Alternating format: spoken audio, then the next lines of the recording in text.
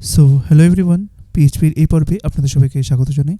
তো চলুন দেখা যাক আজকে আমরা পিএইচপির এই পর্বে পিএইচপি সম্বন্ধে কী জিনিস শিখতে চলেছি।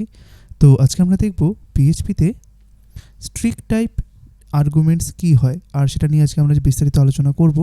গত পর্বে আমরা দেখেছি যে পিএইচপিতে আর্গুমেন্টস কী হয়, প্যারামিটার কী হয়, আর আজকে সেটারই একটি এক্সটেন্ড পার্ট নিয়ে আজকে আমরা বিস্তারিত আলোচনা করব, যেটা হচ্ছে কিনা স্ট্রিক টাইপ।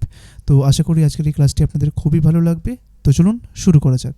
তো চলুন সবার প্রথমে আমরা আমাদের ফোল্ডার স্ট্রাকচারটাকে তৈরি করে নিই। তো তার জন্য চলে যাব হচ্ছে আমরা ই ড্রাইভের মধ্যে, আর তারপরে আমরা চলে যাব হচ্ছে জ্যাম্প, আর তারপরে হচ্ছে আমরা চলে যাব হচ্ছে htdocs বলে ফোল্ডারটার মধ্যে, তারপরে পিএইচপি ক্লাসেস। অ্যান্ড এখানটাতে যাওয়ার পরে আজকে আমাদের ক্লাস হচ্ছে 40। তো আমরা কি করব, আমরা এই যে 39 বলে ফোল্ডারটা রয়েছে সেটাকে আমরা কপি করে Ctrl+V করে নিলাম। আর তারপরে আমরা যেটা আমরা আগেও করতাম, এটা আপনারা সবাই জানেন যে ধরুন এই ফোল্ডারটাকে আমি কপি করে পেস্ট করতে চাইছি, তাই এটাকে আমরা সিলেক্ট করব, তারপরে Ctrl+C করে Ctrl+V করে দেবো। এবার এটাকে জাস্ট আমরা রিনেম করব, তার জন্য F2 প্রেস করলাম, আর জাস্ট এটাকে সিলেক্ট করে এটাকে জাস্ট আপনি 40 করে দিন। ঠিক আছে, ব্যাস আমাদের ফোল্ডার তৈরি হয়ে গেল। তো চলুন এবার আমরা ভিএস কোডকে ওপেন করে নিই, আর ভিএস কোডের মধ্যে এই যে ফোল্ডারটা রয়েছে সেটাকে আমরা নিয়ে আসি। সো আমরা ভিএস কোডকে ওপেন করে নিয়েছি, আর আজকে আমি একটি লাইট থিম ইউজ করছি। গত পর্বগুলোতে আমি ডার্ক থিম ইউজ করতাম, একটি আপনারাও হয়তো করে থাকবেন হয়তো। তো আজকে থেকে আমি একটু লাইট থিমে দেখাচ্ছি। তো আশা করি এটিকেও আপনাদের ভালো লাগবে। আমি কখনো কখনো ডার্ক থিমে কাজ করি, কখনো কখনো লাইট থিমে কাজ করি। তো যেটা আপনাদের পছন্দ, আমি লাইট থিম ইউজ করছি বলে আপনাদেরকেও লাইট থিম ইউজ করতে হবে এমন কোনো কথা নেই। আপনাদের যেটা মনে হয় যে হ্যাঁ এটা আমার জন্য কমফোর্টেবল, সেটা ডার্ক থিম হোক বা লাইট থিম হোক, আপনারা সেটাই ইউজ করবেন, কেমন?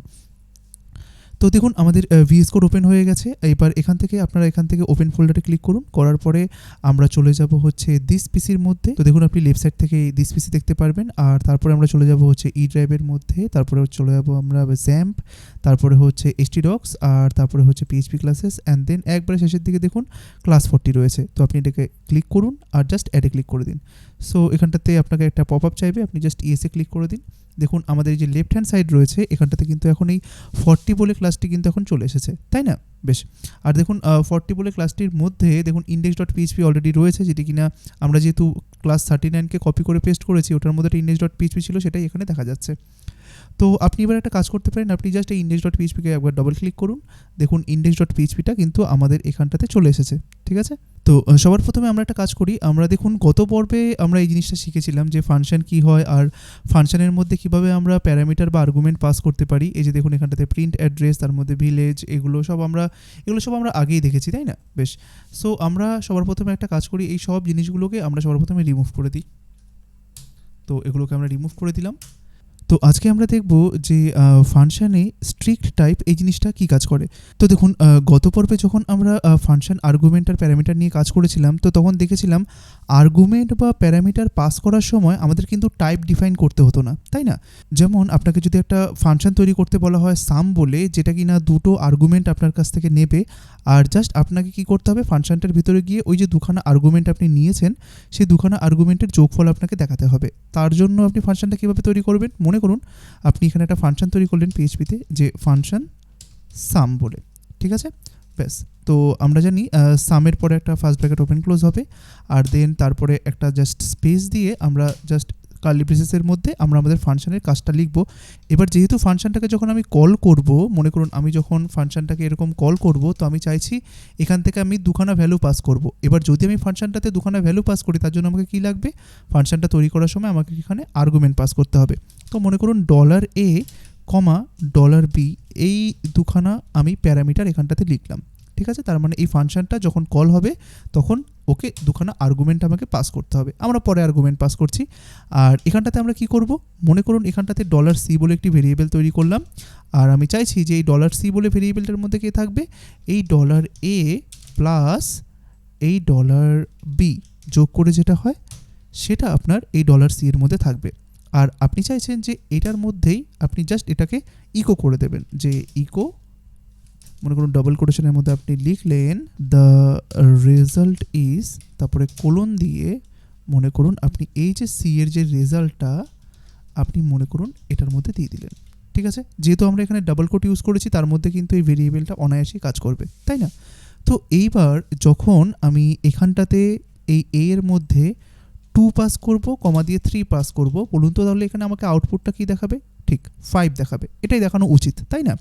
তো সরি, আমরা জ্যাম সার্ভারটাকে ওপেন করে নিই। তো আপনারা অবশ্যই জ্যাম সার্ভারটাকে ওপেন করে নেবেন। সো জ্যাম সার্ভার ওপেন হয়ে যাওয়ার পরে আপনারা অবশ্যই অ্যাপাচেটাকে রান করে নেবেন। তো চলুন এবার এই ফাইলটাকে আমরা রান করি। সো ফাইলটাকে রান করার জন্য দেখুন আমি ফায়ারফক্স ব্রাউজারটাকে ওপেন করে নিয়েছি, আর জাস্ট এই ফায়ারফক্স ব্রাউজারের অ্যাড্রেস বারে আপনি আপনার অ্যাড্রেসটা লিখে দিন। তো দেখুন আমি অ্যাড্রেস বারে এখন লিখেছি localhost/phpclasses/class-40। তো এটা লেখার পরে আপনি জাস্ট এন্টার প্রেস করবেন, তাহলে দেখবেন দ্য রেজাল্ট ইজ কত দেখাচ্ছে আমাকে 5। দেখুন অ্যাজ ইট ইজ যেভাবে আমি ভেবেছিলাম সেভাবেই কিন্তু আমাকে রেজাল্টটা দেখাচ্ছে, তাই না? তো এই ব্যাপারটা তো আমরা জানি যে কিভাবে আর্গুমেন্ট পাস করতে হয়, কিভাবে প্যারামিটার তৈরি করতে হয়, সমস্ত কিছু।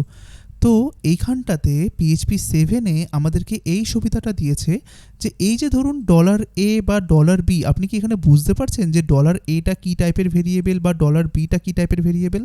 না, বুঝতে পারছেন না। কারণ এই কারণেই PHPকে বলা হয় লুজলি টাইপ ল্যাঙ্গুয়েজ। কারণ কি? কারণ আপনি যখন যেই মুহূর্তে এই সাম বলে ফাংশনটার মধ্যে 2টা পাস করছেন, এই 2টা কোথায় যাচ্ছে বলুন তো? $a এর মধ্যে, আর 3টা কোথায় যাচ্ছে? $b এর মধ্যে। এবার তখন PHP অটোমেটিক্যালি ডিটেক্ট করে ফেলে যে এখানটাতে 2 পাস করা হচ্ছে মানে এটা হয়ে গেল একটা ইন্টিজার ভেরিয়েবল, আর এখানে 3 পাস করা হয়েছে মানে বিটা হয়ে গেল একটা ইন্টিজার ভেরিয়েবল। এটা PHP অটোমেটিক্যালি কিন্তু ডিসাইড করে যে ঠিক আছে এই ভেরিয়েবলটা হলো ইন্ট আর এই ভেরিয়েবলটা হলো ইন্ট, দুখানা। এইবার আমরা চাইলে PHP 7-এ এই সুবিধাটা দেওয়া হয়েছে যে আপনারা চাইলে এই যে আর্গুমেন্টগুলো বা এই যে প্যারামিটারগুলো আপনি যে তৈরি করছেন, এই প্যারামিটারগুলোর টাইপ আপনি বলে দিতে পারেন। যেরকম আপনি চাইলে বলে দিতে পারেন যখন এই সাম বলে ফাংশনটা কল হবে তখন এ বলে ভেরিয়েবলটার মধ্যে যেন ইন্টিজার ভ্যালুই পাস করা হয়। তো তার জন্য আপনাকে কী লিখতে হবে এখানটাতে? ইন্ট। যে এই যে এ বলে ভেরিয়েবলটা তৈরি করা হলো এটা শুধুমাত্র ইন্টিজার টাইপের ভ্যালুই নেবে। ঠিক সেইভাবেই আপনি এই বি এর আগেও তাই করতে পারেন যে এই যে বি বলে ভেরিয়েবলটার মধ্যে যে ভ্যালুটা পাস হবে, যেটা কিনা 3, সেটা যেন ইন্টিজার টাইপেরই হয়, এরকমভাবেই আপনি পাস করলেন। ঠিক আছে? তো এইভাবে আমরা জিনিসটাকে টাইপ কাস্টিং করতে পারি বা টাইপ দিতে পারি কার মধ্যে? ফাংশনের আর্গুমেন্টের মধ্যে। এক্স্যাক্টলি এইভাবে। তো দেখুন আমরা অ্যাজ ইট ইজ এখানে তো ইন্টিজারই পাস করছি, তাই না? 2 পাস করছি, 3 পাস করছি, সেটা এখানে যাচ্ছে আমাদেরকে সাম হয়ে দেখিয়ে দিচ্ছে, তাই তো? তো এইটাকে অ্যাজ ইট ইজ যখন আমরা এখানটাতে গিয়ে রান করব, দেখুন সেম রেজাল্ট পাচ্ছি, কোনো এরর দিচ্ছে না। তাহলে আমরা এভাবে টাইপ বলে দিতে পারি, আর্গুমেন্টের টাইপ বা প্যারামিটারের টাইপ। ঠিক আছে? কিন্তু এইখানটাতে একটা জিনিস দেখুন, আপনি এখানটাতে কি লিখেছেন? ইন্টিজার এ, মানে এই ফাংশনটা কি এক্সপেক্ট করছে যে এই এ বলে ভেরিয়েবলটার মধ্যে কোনো একটা ইন্টিজার পাস হবে, আর ঠিক সেরকমভাবে বিটাও ঠিক তাই না? কিন্তু আমরা যদি ধরুন বি এর জায়গায় যদি কোনো একটা এরকমভাবে দিয়ে দিই, মনে করুন 3ABCD এরকম কিছু একটা দিয়ে দিলাম, ঠিক আছে? তাহলে দেখুন প্রথমটা তো নয় হচ্ছে ইন্টিজার, এটা মানা গেল, বাট পরের এটা কি? পরের এটা হচ্ছে একটা স্ট্রিং। দেখুন আপনি এক্সপেক্ট করছেন একটা ইন্টিজার বাট দিয়েছেন একটা স্ট্রিং, তাহলে তো এটা ইনভ্যালিড হওয়ার কথা, তাই না? এক্স্যাক্টলি এটা ইনভ্যালিড হওয়ার কথা, বাট এটা ইনভ্যালিড হবে না। PHP দেখবেন এটাকে রান করিয়ে এখানটাতে রেজাল্ট 2 + 3 5 দেখাবে। এটা কেন দেখাবে একটু পরেই আমি বলছি। চলুন সবার ফার্স্টে এটাকে আমরা সেভ করলাম, করার পরে আমরা এখানে গেলাম, যাওয়ার পরে একবার রিফ্রেশে প্রেস করি। এখানে দেখুন PHP আপনাকে একটা নোটিশ পাঠিয়েছে, ঠিক আছে? এটা কোনো একটা এরর নয়, জাস্ট একটা নোটিশ। এখানে কি লিখেছে? A non well formed numeric value encountered in কত নম্বর লাইনে? index.php 3 নম্বর লাইনে। তাই আপনি যদি index.php 3 নম্বর লাইনে যান, ও বলছে যে এই লাইনে এমন একটা ইন্টিজার ভ্যালু পাঠানো হয়েছে যেটা কিনা ইন্টিজার নয়, কিন্তু তা সত্ত্বেও দেখুন ও নোটিশ পাঠিয়ে আমাকে কিন্তু রেজাল্টটা শো করেছে কত? 5। তাহলে ও 5টা কীভাবে শো করলো? সবার ফার্স্টে আমরা এটা দেখি, তারপরে আমরা নোটিশ নিয়ে পড়ব। তো দেখুন যখন PHPকে আপনি এখানটাতে কল করলেন, অর্থাৎ সাম বলে ফাংশনটাকে যখন আপনি এখানটাতে কল করলেন, তখন কি হলো?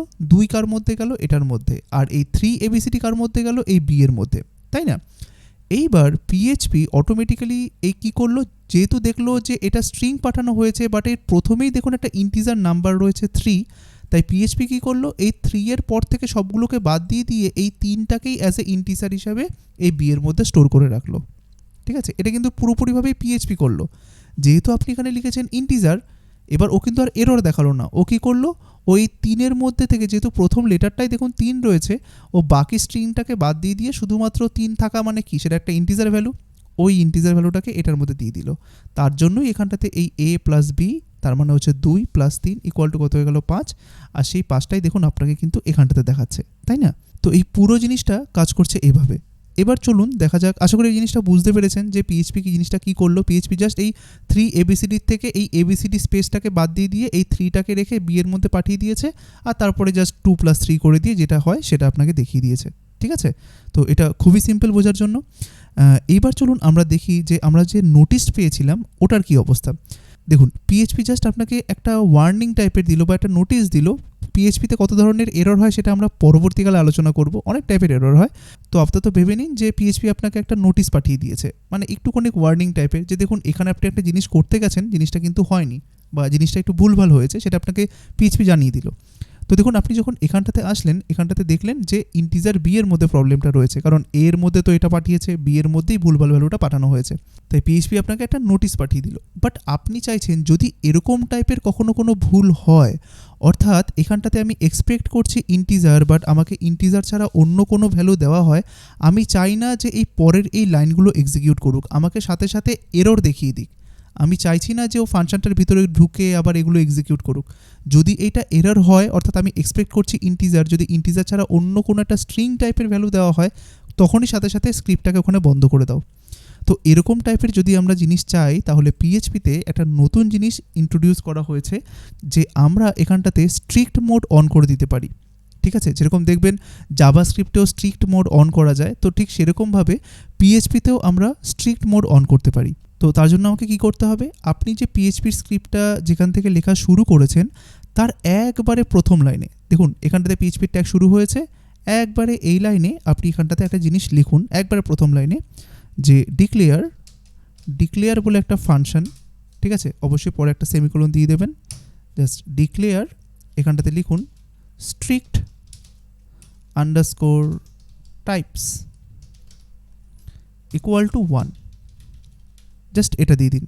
তাহলে আমরা কি লিখলাম, declare strict types equal to 1, just এটাকে দিয়ে আমরা সেভ করলাম। এবার এই সেম জিনিসটাই চলুন আমরা ব্রাউজারে রান করলাম। দেখুন এখানটাতে কি আপনাকে কোনো নোটিশ দিচ্ছে না, নোটিশ কিন্তু দিল না। এবার কি বললো, ফ্যাটাল এরর। আর এবার দেখুন তো, এবার ওই নিচের যে রেজাল্ট যেটা আগে প্রিন্ট হচ্ছিল সেটা কি এখন প্রিন্ট হচ্ছে না, প্রিন্ট হচ্ছে না কিন্তু। কারণ দেখুন, যখনই আমি এখানটাতে পিএইচপিকে বলে দিলাম যে তুমি সমস্ত কিছু বিচার করবে স্ট্রিক্টভাবে, আগেরটা কি করছিল, আগেরটায় ধরুন মনে করুন একটা সরল মানুষের মতো সবাইকে ক্ষমা করে দিয়ে যাচ্ছিল, যে ঠিক আছে তুমি ভুল করেছো, কোনো সমস্যা নেই, আমি এখান থেকে এটাকে রিমুভ করে দিয়ে তোমার এই 3টাকেই আমি বিকে দিয়ে দিলাম। ঠিক আছে, কিন্তু এখন মনে করুন খুবই স্ট্রিক্ট হয়ে গেছে, সে কি করলো, যে না তুমি ভুল করেছো মানে ভুল করেছো, তোমাকে আমি এর ভিতরে ঢুকতেই দেবো না, তোমাকে আমি বলেছি ইন্টিজার পাঠাতে, তুমি কেন আমাকে ইন্টিজার পাঠালে না, কেন আমাকে অন্য কিছু পাঠিয়েছো, আমি তোমাকে এর ফাংশনটার ভিতরে প্রবেশই করতে দেবো না, রেদার আমি তোমাকে এরর দেখাবো। তাই দেখুন ও কী করলো, যখনই আপনি এই স্ট্রিক্ট টাইপটা অন করে দিলেন, একবার দেখে নিন কীভাবে স্ট্রিক্ট টাইপটাকে অন করতে হয়। এখানটাতে জাস্ট লিখে দিন ডিক্লেয়ার, তারপরে কি লিখবেন, strict types equal to 1, just আর কিচ্ছু করতে হবে না। এই অবস্থাতে আমরা এটাকে সেভ করব, আমরা যখন এখানে গিয়ে রিফ্রেশে প্রেস করব তখনই দেখবেন আপনাকে ফ্যাটাল এরর দিয়ে দিয়েছে।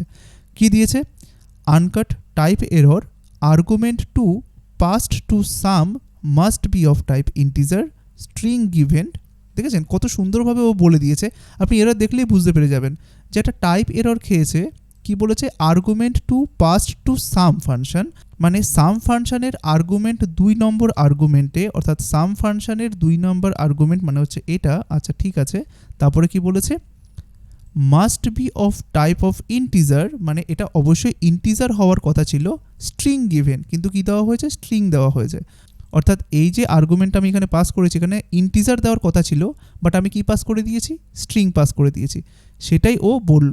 এবার কল্ড ইন, কোথা থেকে এটা কল হয়েছে, index.php লাইন নাম্বার 9 থেকে এসেছে, অর্থাৎ এই ফাংশনটার কল কোথা থেকে হয়েছে, এই ধরুন এই 9 নাম্বার লাইন থেকে হয়েছে, জাস্ট এগুলো বলে দিয়েছে। তো দেখুন এখানটাতে পিএইচপি কিন্তু খুব সুন্দরভাবে বলে দিল যে কিভাবে এররটা এসেছে বা এররটের টাইপটা কি, তাই না। তাই দেখুন এই জিনিসটাই কিন্তু পসিবল হচ্ছিল না কিছুক্ষণ আগে যখন এটা ছিল না। এটাকে যদি আমরা এখন কমেন্ট করে দিই, দেখুন পিএইচপি তখন আপনাকে কি দেবে, নোটিশ দেবে, কিন্তু ফাংশনের ভিতরে গিয়ে এটাকে কিন্তু রান করাবে। বাট এটা তো ঠিক নয়, তাই না, আপনি এখানে একটা ভুল করেছেন, আপনি একটা ভুল ভ্যালুকে এখানটাতে নিয়ে ওটাকে প্রসেস করে দেখাচ্ছেন, এটা কখনোই ঠিক নয়। তাই এই কারণে আপনি যদি চান আপনার পিএইচপি স্ক্রিপ্টের মধ্যে বা পিএইচপি প্রোগ্রামের মধ্যে সব কিছু স্ট্রিক্টভাবে হোক, অর্থাৎ আপনি এখান থেকে এটা এক্সপেক্ট করছেন মানে এটাকেই ওকে দিতে হবে, তখন এমতো অবস্থাতে আপনি এখানটাতে এই জিনিসটাকে ওপেন করে নেবেন যে declare strict types equal to 1। এই জিনিসটা আপনার অনেক কাজে লাগবে যখন আপনি বিভিন্ন রকমের ধরুন অবজেক্ট নিয়ে কাজ করবেন বা উপস কনসেপ্টে কাজ করবেন। তো তখন আপনি চাইছেন যে আমাকে শুধুমাত্র এই টাইপেরই জিনিস দেওয়া হোক, তো যাতে আপনাকে কেউ অন্য টাইপের জিনিস না দিতে পারে, তো তখন আপনি এই জিনিসটাকে ইউজ করতে পারেন। ঠিক আছে, তো এটা খুবই ইউজফুল হয় মাঝে মাঝে, বাট এটা শিখে রাখাটা আপনাদের খুবই জরুরি যে এই জিনিসটা কি হয় আর কিভাবে আমরা কাজে লাগালাম, এই জিনিসটা থাকলে কি হতো, এই জিনিসটা না থাকলে কি হতো, তাই না? তাই দেখুন এইখানটাতে আমরা জিনিসটা দেখে গেলাম। তো যখনই আমরা এরকম ধরনের এরর পাচ্ছি, মানে কি দেখুন আমরা যখন রিফ্রেশে প্রেস করবো আমরা এরর পেয়ে গেলাম, সাথে সাথে আমরা আমাদের ভুল বুঝতে পারবো, আর ভুল বুঝতে পারার সাথে সাথে আমরা কি করব, এখানটাতে একটা স্ট্রিং না পাঠিয়ে আমরা এখানটাতে একটা ইন্টিজার পাঠিয়ে দেবো। দেখুন 2,3। এবার যখন আমরা এখানটাতে গিয়ে রিফ্রেশে প্রেস করব, দেখুন দ্য রেজাল্ট ইজ 5 দেখিয়ে দিল, তাই না? তো এটা কিন্তু শুধুমাত্র স্ট্রিক্ট মোডেই পসিবল। তো আজকে আমরা আমাদের এই ক্লাসটা থেকে দুখানা জিনিস দেখতে পারলাম। একটা হচ্ছে যখন আমরা প্যারামিটার তৈরি করি, কিভাবে আমরা সেখানটাতে টাইপ ডিফাইন করে দিতে পারি যে এই প্যারামিটারটা শুধুমাত্র এই টাইপেরই ভ্যালু নেবে, আবার এই প্যারামিটারটা শুধুমাত্র এই টাইপেরই ভ্যালু নেবে। কিভাবে আমরা টাইপ ডিফাইন করতে পারি প্যারামিটারের মাধ্যমে, যাতে আমরা ফাংশনটাকে যখন কল করব তখন এক্স্যাক্টলি যে টাইপটা আমরা প্যারামিটারে ডিক্লেয়ার করেছি সেই টাইপের ভ্যালুই যাতে আমরা দিতে পারি। আবার আমরা এটাও দেখলাম যে কি করে আমরা স্ট্রিক্ট মোডে পুরো প্রোগ্রামটাকে রান করতে পারি, অর্থাৎ আমরা এখানটাতে ইন্টিজার এক্সপেক্ট করছি মানে আমাকে ইন্টিজারই দিতে হবে, এরকম টাইপের জিনিসগুলো কিভাবে করতে পারি, এই যে declare strict types equal to 1 এটার মাধ্যমে, তাই না? তাই আশা করি আপনারা বুঝতে পারলেন যে পিএইচপিতে স্ট্রিক্ট টাইপস কী হয় বা পিএইচপিতে কীভাবে আমরা প্যারামিটারের মধ্যে টাইপ ডিফাইন করে দিতে পারি। তো আশা করি এই বিষয়টি আপনাদের আজকে ক্লিয়ার হয়ে গেল। এর পরবর্তী পর্বে আমরা পিএইচপির ফাংশনের আরও একটি ইন্টারেস্টিং টপিক নিয়ে আলোচনা করব। আর এই ভিডিও ডেসক্রিপশন বক্সে গেলে আপনি বিভিন্ন রকমের ইম্পর্টেন্ট অনেক লিঙ্কস দেখতে পারবেন, ইম্পর্টেন্ট আমারই বিভিন্ন রকমের চ্যানেল বা ফেসবুক পেজের লিঙ্ক দেখতে পারবেন, সেগুলোকে ভিজিট করে রাখবেন। পাশাপাশি সেই সমস্ত চ্যানেলগুলোকে বা সেই সমস্ত পেজগুলোকে সাবস্ক্রাইব আর ফলো করে রাখবেন, যাতে আমি ওই সমস্ত চ্যানেলগুলোতে যখনই অন্য কোনো ভিডিও দিই না কেন তাদের আপডেট যেন আপনারা সবসময় পেতে পারেন।